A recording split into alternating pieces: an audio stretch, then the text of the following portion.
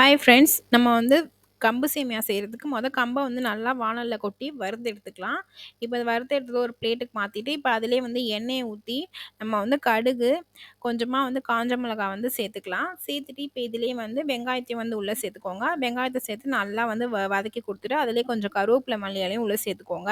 இப்ப இதில வந்து நம்ம வந்து கேரட்டையும் வந்து நல்லா போட்டு ஒரு பிஞ்ச் அளவு மஞ்சத்தூள் சேர்த்து நம்ம நல்லா வந்து வதக்கிக்கலாம். இப்ப இது வதங்குனதுக்கப்புறம் நம்ம கம்பு சேமியாவுக்கு தேவையான தண்ணியும் சேர்த்து நல்லா தண்ணி கொதிச்சதுக்கப்புறம், நம்ம சேமியா வந்து உள்ள சேர்த்து கொஞ்சமா உப்பு சேர்த்து நல்லா கலந்து குடுத்துட்டு, ஒரு மூடிய போட்டு மூடி நம்ம நல்லா வந்து வேக வச்சு எடுத்துக்கலாம். இது ரொம்பவே உடம்புக்கு வந்து நல்ல ஹெல்திங்க. வீட்ல வந்து கண்டிப்பா குழந்தைங்களுக்குலாம் செஞ்சு குடுங்க. வேற லெவல் டேஸ்ட்ல இருந்துச்சு. கண்டிப்பா உங்க வீட்ல ட்ரை பண்ணி பாருங்க.